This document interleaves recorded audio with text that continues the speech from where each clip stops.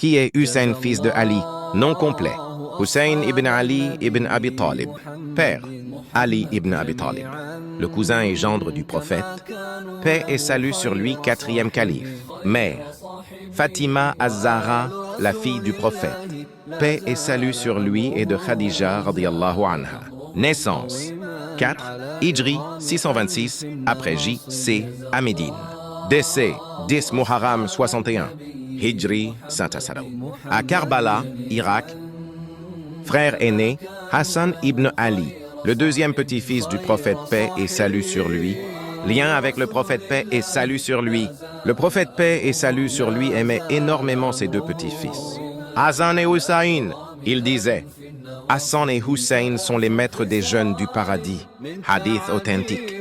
Le prophète paix et salut sur lui les portait souvent sur ses épaules et les appelait ses Rayhanatain, ses deux fleurs parfumées. Son rôle historique, Hussein a joué un rôle très important après la mort de son frère Hassan. 1. Après la mort d'Ali et d'Hassan, il devient une figure spirituelle respectée par les musulmans.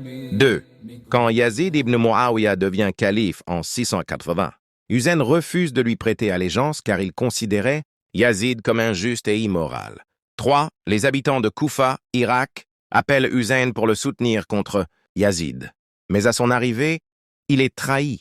L'armée de Yazid le bloque avec sa famille et ses compagnons dans le désert de Karbala. 4. Le 10 Muharram, jour d'Ashura, Hussein et ses proches, 72 hommes, sont tués par l'armée de Yazid après avoir été privés d'eau. 5. Cet événement est connu comme la tragédie de Karbala. Leçon de sa vie. La justice doit être défendue, même au prix de sa vie. Hussein est un symbole universel de courage, de patience et de sacrifice. Pourquoi Hussein est parti en Irak? Après la mort de Muawiyah ibn Abi Sufyan, son fils Yazid devient calife. Hussein refuse de lui prêter allégeance car Yazid est perçu comme un dirigeant injuste et immoral, selon Hussein et de nombreux musulmans de l'époque. Les habitants de Koufa, Irak, envoient à Hussein des centaines de lettres, lui jurant soutien et lui demandant de venir pour être leur chef et restaurer la justice. Hussein envoie son cousin Muslim ibn Aqil à Koufa pour sonder la situation. Muslim écrit à Hussein que les gens sont prêts à lui prêter allégeance. Hussein décide de partir pour Koufa avec sa famille et un petit groupe de compagnons, pensant qu'il sera accueilli en sauveur. Qui l'a averti de ne pas partir? Selon les historiens fiables, plusieurs compagnons et proches ont conseillé à Hussein de ne pas aller en Irak, car la situation y était instable. Virun Abdullah ibn Omar. Il avertit Hussein que les gens de Koufa sont connus pour leur trahison. Citation rapportée. Ne va pas à Koufa, ce sont des gens qui t'inviteront, puis t'abandonneront face à l'ennemi. Ibn Abbas, connu pour sa sagesse, il supplie Hussein.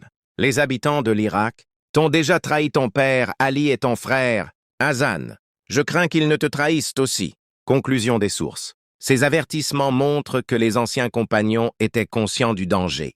Malgré cela, Hussein décide de partir, car il pensait qu'il était de son devoir, moral et religieux, de se lever contre l'injustice, même si cela devait lui coûter la vie. La position d'un musulman, en se basant sur le Coran, la Sunna et les récits historiques fiables. Voici un résumé clair. 1.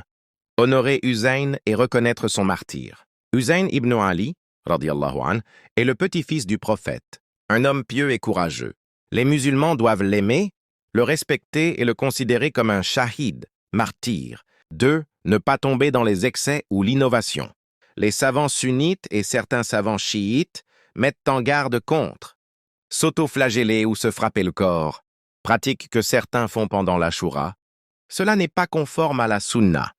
Imam al-Shafi'i disait, exprimer sa tristesse avec des larmes est permis, mais frapper le visage ou se lamenter excessivement est interdit. 3. Tirer les leçons de Karbala. Courage et patience. Hussein a préféré mourir en défendant la vérité, plutôt que de vivre sous l'oppression.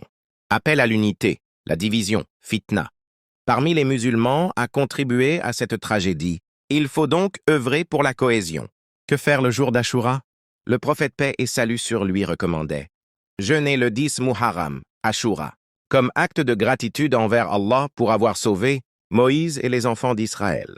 Il n'a jamais prescrit de commémoration spécifique pour Karbala, mais il est permis de rappeler l'histoire pour en tirer des enseignements. Résumé de la position équilibrée.